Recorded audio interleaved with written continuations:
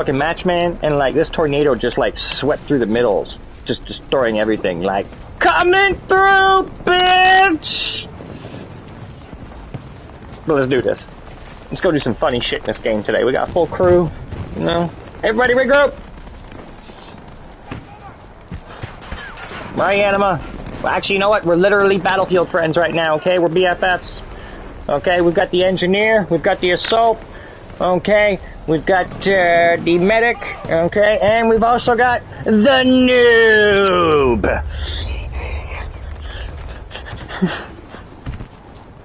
I'm assault, okay? So, fucking Val's engineer. Okay, he's usually medic. No, I know, no, he's usually medic, okay? The other guy, okay, is fucking engineer, and you're the noob. We have kept control of Charlie Central. Didn't I just say? Omre Lobo. Okay, Val's gotta be support. He's just doing it right. He's just doing fucking engineer right now because the fact that fucking... Okay, like, what's it called? He's just doing engineer because we needed that character right now. Okay, but, you know, you may not be able to see this, but everybody else in the stream can see. Look, see, look at our ranks, okay? And then him, noob!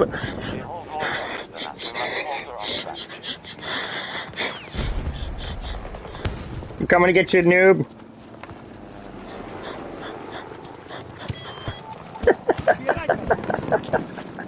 That's exactly how noob dies sometimes. No, like, you gotta go watch Battlefield Friends. It's a fucking show on, what's it called? Yeah, it's like a cartoon, but it's all about the actual funny things that happen in Battlefield. Like, a lot of things they actually show is like, that shit actually happens. And, like, every crew's got always that one noob, you know? But the funny thing is, there's a guy, his name is the Colonel, okay? He's like this badass motherfucker who's like always rank 100 and kills everyone. Okay, nobody ever kills him. Except for Noob. Noob is the only person to ever kill the Colonel. Because it happens sometimes, totally by accident, and that's exactly what happened. So Noob is like throwing C4, okay, out of their helicopter, and doesn't know that when you do that, it actually flings back and sticks to yours. Okay, so you blow it up, and it doesn't take out the helicopter because it's a team kill, but it kills you because of the fact that frickin' the explosion's close to you. But right as he's doing this, okay, Colonel jumps onto the helicopter, onto the windshield, and fucking starts stabbing everybody in it. Okay, and he kills Medic and fucking Assault, okay, and right as he's getting support, Noob jumps out and ignites his parachute, and he's like, fuck you, tank! Like, looking at the tank down there. Okay, and blows it up, but you see, you gotta remember, like, he jumped out of the helicopter, and the only guy left in the helicopter now is Colonel. You see what I'm saying, guys? The only one left in the helicopter now is Colonel, okay? So it's not a team kill. The only one in it is the enemy. So he blows it up, thinking he's taking down the tank that was beneath him, but he actually kills the Colonel. And it's the funniest moment in Battlefield, because he's all like, oh yeah! Like, he's gonna have the same reaction you do, okay? I'm telling you, man, you're gonna hit the end of the fucking map, and you're gonna, like, do really good, and all of a sudden you're gonna see this on your screen, you're gonna be all hollering, PROMOTED! Because every promotion is an achievement for you, but for us it's like, we get them all the time. Nothing new. Yeah, it's like, promoted!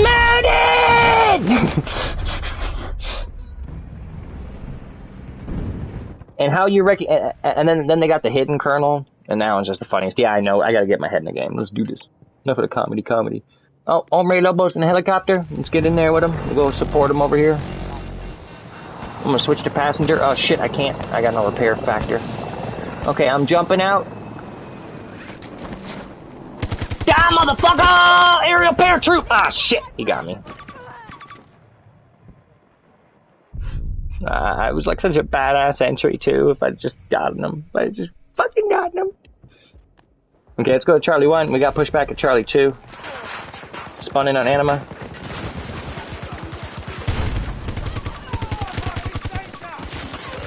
Shit!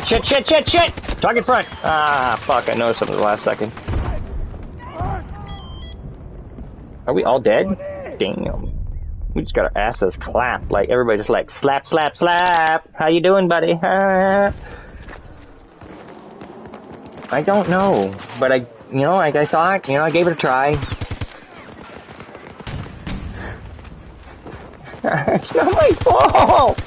It's not my fault! These things happen in combat! Shit! shit, we're being overrun! Look at that! Like, all of a sudden, I'm like, there's 7 of these cocksuckers. Like, I kill one, I kill another, and then it's like 7 of them just come around the corner all like, revenge!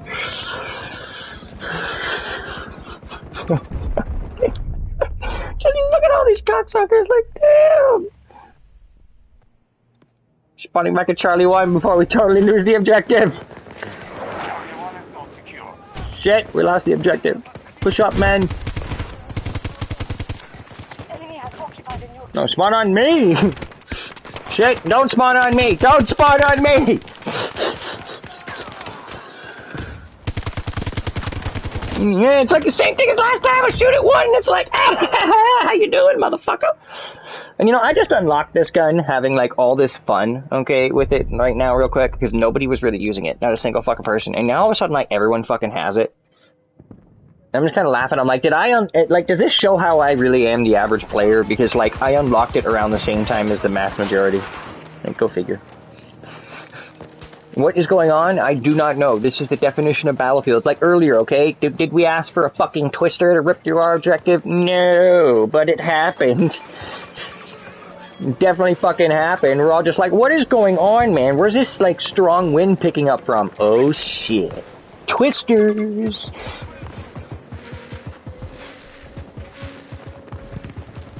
Okay, guys, regroup. I'm trying to remember how you do that. There's a command for that so I can tell Lobre. We have no vehicles on the fucking map. I'm gonna grab a T-28.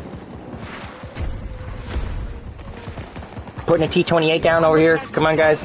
Get to me. Acknowledged. Vehicle drop incoming. Shit, never mind. Two front, I need cover. They're gonna steal our tank. God damn it, that was stupid of me. You gotta engage, guys. They'll steal our tank if we don't. Okay, good. As long as somebody gets it. That was dumb of me. Shit. Stupid mistake number 2. Okay, so we'll just spawn on Vel. He's squad leader. Yeah, he's got the right idea. Don't try, enemy! I have the high ground!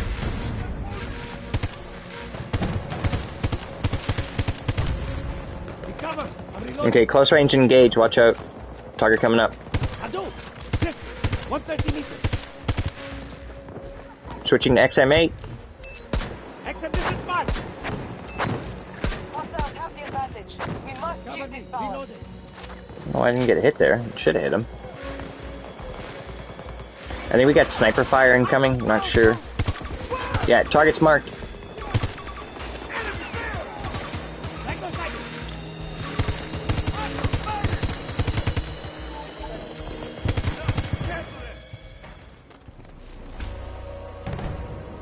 We weren't doing that bad. Begin evacuating no-bat forces. Could have been better, but whatever. No use staying now. Yeah, I know, like, that kind of fucked us over. Like, our whole team was there when the Twister came through, so, like, we lost our tank, our helicopter, it all, like, I watched both of them, like, the tank got flung. Oh, wait, no, the tank was good, I forgot about that. No, it was the Jeep that got flung that I saw, because tanks actually don't get sucked up by the Twisters. You can go right through them. Did you guys actually know that tanks are designed to withstand almost every single type of natural disaster you can think of, including nuclear blasts? Okay, so don't get me wrong, they have to be actually in the blast zone. If it's just like the heat wave that comes after, or the radiation wave, or even like the air suck wave, it's all pressurized inside. They have protection against, like, they actually have to be incinerated by the blast, or by the direct concussion. If it's just like the wave that's outside of all of that, that's just basically like heat and radiation and the air around you being burnt, like they have their own oxygen tanks inside. Everything's compressed and sealed. Because of, ironically, okay, the Molotov cocktail. Ombre Lobo. Because of, guys, guess what? The Molotov cocktail. Because back in the day, the Molotov cocktail was originally created by the Finnish forces, okay, to force the Germans out of their country in World War II. And what they did was they would throw the fucking Molotov cocktails because the flaming liquid, and it's actually because the Russian leader, or I think it was World War I or something like that, but the Russian leader at the time who was fucking invading, his name was actually Molotov. Okay, so it was like a cocktail form. You're like, here you go, asshole, have this drink. Okay, and they threw it at the tanks because the liquid would get through the small cracks and crevices of the tank and then fall into the tank and fucking, you know, burn. and ignite ammunition inside and kill everybody. But that's why today all tanks are sealed, okay, so no flaming liquids like that can get inside. They all have their own extinguishers, okay, and then the idea of that led to like thinking like, hey, like this system, I mean, if we also surround it with a bit of lead, it's got nuclear protection. At the same time, lead is a very dense metal. I mean, even though it's soft, it doesn't change the fact that as the higher capacity rounds, like the big heavy ones, are trying to push through the strength armor, they do eventually lose a bit of their kinetic energy, and then trying to push through lead does lose a bit of its weight. So the weight does technically count as armor as long as they put it close to the center of it, if that makes sense. And they do have a small lining of lead to protect them from nuclear blasts and all that shit. I think it's really kind of trippy that, like, you know, like if I knew the bombs were falling or some shit right now, man, I'm telling you, the first thing I'm doing is I'm driving up to the North Bay Air Base. A lot of people ask me why. It's like, a lot of people ask me why I even live in North Bay. We have an underground complex here. And, like, even though it's really smart, it used to be the NORAD brain. It's the old Cheyenne Mountain. Have you guys ever heard of Cheyenne Mountain? Yeah, it's basically what Cheyenne Mountain used to be, was here. And then they built Cheyenne Mountain to replace it. Now, the Canadian government, even though its actual Cheyenne Mountain purpose has been fucking removed, we still maintain it and keep it. Because the actual truth is that we could, if the nukes were going to come, especially close to a center like this, we would know. Like, the missiles would be launched from Russia, and they would take at least 4 hours to get here. In 4 hours, you could only imagine how many people could potentially be evacuated, okay? So, Ottawa is 3 hours away. Okay, and Toronto is about 3.5 hours. So give or take, with proper knowledge, we could move all of the mass amount of politicians, okay, to this bunker, while also moving a large amount of the population too, because Cheyenne Mountain basically has the capacity to support over, like, you know, that Cheyenne Mountain is actually exactly for that, guys. Nuclear strike ever happens, like, a lot of people don't know this, like, a lot of people would think the only way, yeah, just let me finish. A lot of people would think the only way to get on this list would actually be to be rich, powerful. That's not actually the truth. If you look up the code of it all, they would need tradesmen. They would need a lot of, like, people who just have average jobs. And then on top of that, there's a lottery, which is considered completely fair. It's basically like 80% of the people who could go in there are actually people who are selected from a direct lottery where it's like, you know, like, you get to come. But the point of this is that it's random. You know what I mean? Like drawing straws. So that's kind of what makes it fair to a degree, but they have the capacity to actually, I think it's like 11 million capacity total with all the total underground bunkers in the U.S. So at least, you know, if they could do 11 million, I could see them pushing it up to at least 25. So 25 million Americans would survive if a nuclear strike ever actually went after America, give or take, just because of your total amount of bunkers. And it's like, we look at Canada at 36 million, and we expect to at least save to about 30 to 40% too, so... Like, just for Ontario, that underground bunker probably would cover... it's actually a huge complex. That's the irony of it. Like, I could see it actually being converted into something that at least 10 million people could live in.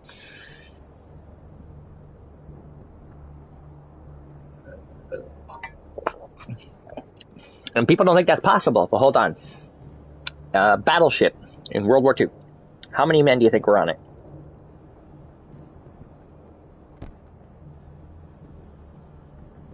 Close to about 600-700 on a big one, guys, to keep it all running. Okay, so what I'm trying to show you is that just on a space like that, with conformity, you know, like using, like giving everybody a very small space. Well, actually, Japan, you know, now like about Japan's a good example. Look at the average house in Japan, the average size of their apartments.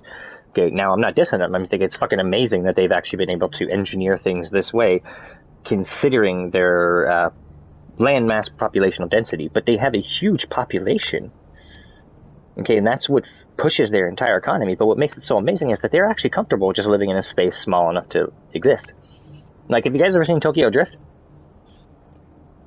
His dad's apartment is actually a pretty big apartment in Japan. Like, my apartment in Japan would probably only be capable for a family. If that makes sense. Like, to a certain degree, because of the size of the apartments based on cost, you can, if you have a family, like, this is what I think is pretty amazing in Japan. You can actually get a household. Like, you can basically contact the government. Like, say you're like, you got a wife, okay, and you make a certain amount of money, but you actually need like a 2-bedroom the size of mine, you know, one for your kid and one for your family and all that stuff. They actually try to find you one that is big enough for that.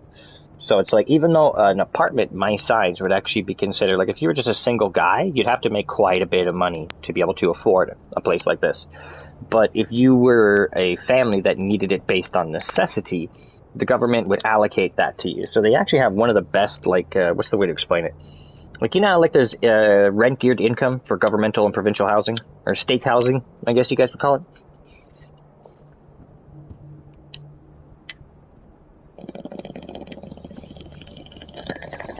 Bell. You know, you guys probably have state housing, right?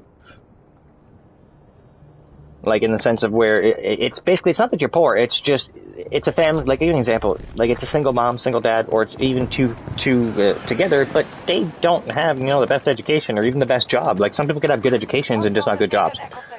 Okay, so they don't really make enough to afford a place for their two kids. So what do they do? State housing, and then state housing gives them a decent, like those duplexes where the places are pretty much mirror copies of each other and they're built side by side. That's probably what state housing is, right? Or it's a duplex in the city. I'm guessing it's like a big, like, housing, like it's apartment building. It's a big apartment building kind of thing. Like, I'm guessing it's either an apartment building in the city, or there also probably are some areas, too, that are, like, duplexes, where they're places side by side. And the rent is actually based on your income. Summarize our situation. Did you guys actually know that most of those places are privately owned? Even though they're state-funded. Okay, and there's state, like, whatever the fuck, most of them are actually industry.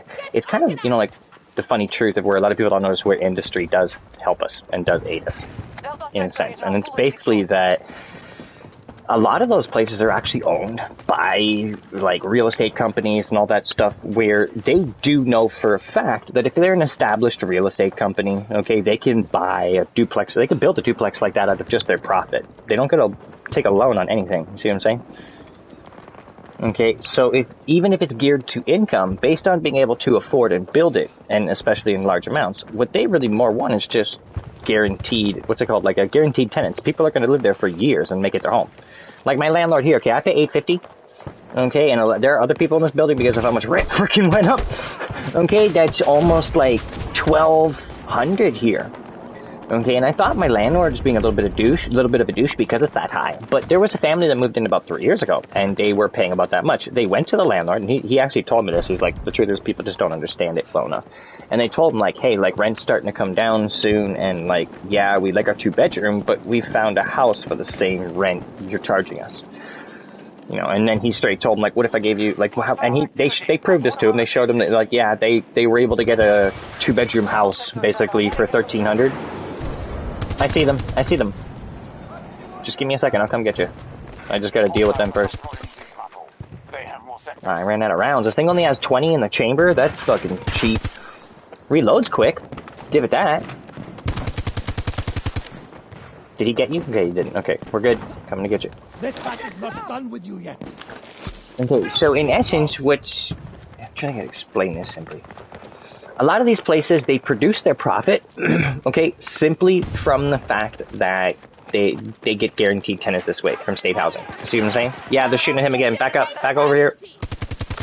Okay, and why it's profitable for these companies to do it is because a lot of these state housing will actually pay for their equity, okay, which basically means upkeep.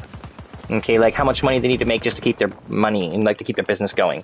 Okay, and it's actually why I really do disagree that the people who had their industries mostly based in real estate, okay, shouldn't have been able to increase their rent. The reason why rent increased during COVID to a fucked up degree was because there are guys who had like 60% of their equity in restaurants and only a bit in houses, so they had to start charging more to cover their loan costs.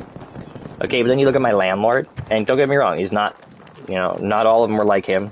Okay, he's not one of the ones that spiked his rent, but he saw it as like 80% of his income is rental properties. He's a property lawyer. Like, he owns DNA properties. That's his thing. Okay, he has properties all the way to Pittsburgh. It's kind of trippy, actually.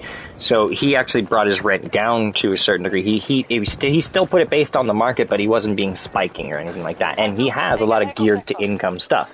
I'm not in one of those, but actually, he's trying to get me into one right now.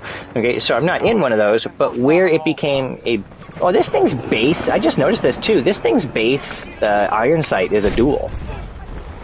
I was wondering about that. I'm like, how come I don't have an actual iron sight? I'm getting you, don't worry. I see him, just getting you first, I could.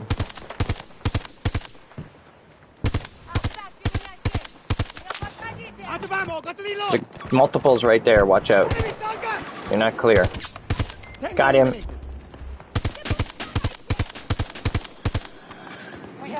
Okay, and why they do this is because they know the people who aren't in their geared income housing, they can make money off of them. You get it now? So if you create enough stable state housing through private industry, it covers their costs as an industry, just those people paying rent, even though it's geared income. So in their other properties where it's charged average amount, like it's not geared income, it's whatever they want kind of thing and whether you're willing to pay. Okay, those people not only profit for their company, but they're also the people paying the most, so it generates more profit. So it's only beneficial for renting companies to generate rent geared income when there's all governmental grants that are given out. And that's what I'm saying is the way it is in Japan. Is that if you didn't do geared income, you could probably get a decent apartment, but you'd be paying, like an apartment my size, but you'd be paying probably the equivalent of what is $2,000 a month. To have that place. But if it was a family that needed it and they only could afford $400 rent, they'll only pay $400. And again, it's all owned by private Japanese real estate industries, but they know the same thing. Their population is so large. Because of, again, it even works even better. That's why there's actually better state housing in Japan than anywhere else, because with their small capacity apartments, okay, actual property owners can buy a big building. Okay, convert it into, in our places, it'd be maybe 20 apartments that, I look at my own, okay, 2 floors, 20 apartments, 10 each. If this was Japan, you could have fucking 30 apartments, each floor, easy. Okay, so this would be most likely, if he built it like this, it'd be a geared income, okay, or he'd buy another building like it, okay, and then convert it into those 30 apartments. And those 30 apartments, he'll rent it to the young students, or, all the people who actually are okay with living in a place like that who are single. Probably the size, of that apartment of the dad, okay, in fucking, Tokyo Drift, because that is the average size of, standard 1-bedroom, like that. Well, it's actually a 2-bedroom, but it's still, the average size of it all. Have you ever seen those small homes, guys, that you can get? Those small trailer homes you can get? Okay, even that's considered a pretty big apartment in Japan.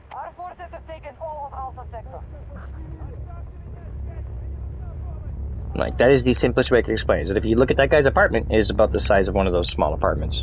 In fact, it's the whole idea, guys, of building apartments like that came from Japanese culture. Just converting it into our method. Don't get me wrong. I mean, I think it's fucking genius. If we all bought one, it's hard to explain. If we all actually had a house like that, okay, here. If we all built a small house like that, did you know that we could, I'm just going to give really good advice on this, because a lot of people, what they think of is that they want to buy that house in the, the bush and retire, okay, to a degree, and they want to have a decent amount of land, okay, to fuck around, to have fun, whatever the fuck you want. If you're a guy like that, it is actually smarter to get one of these small houses, because the less you spend, okay, on the building of your house, okay, the more you can spend on the total amount of land that's on. Okay, so if I've got, say, 500 grand, okay, so 500,000 I've been loaned by the bank or whatever the fuck to build my own house and to buy a property. Okay, I'm going to spend 250 on building supplies, so I only got 250 left, okay, to buy the actual apartment. Okay, if you, I've looked at these, you can get these houses prefabricated, okay, and they go for, I think it's 80,000 bucks. Okay, so a guy like me who likes dirt biking, trail riding, all that kind of shit, okay, but I don't really need a super big place, it'd be easier to clean. Okay, I would literally spend my money on this, get one of those small houses, and then build a garage beside it to store all my vehicles, and spend most of my money on the size of my property, so that way I can just make more and more fucking trails for me and my bikes. So it's that is actually my plan. Well, that was what me and Taz were gonna do, but she fucking left, so whatever. I was gonna take the money that I got fucking from ODSP and my inheritance from my dad after everything happened and just do what he asked and do what he told me to do. Go and fucking put it down in a nice place in the bush. And start my repair shop for fucking dirt bikes and all that stuff. I wonder if anybody's even watching the stream.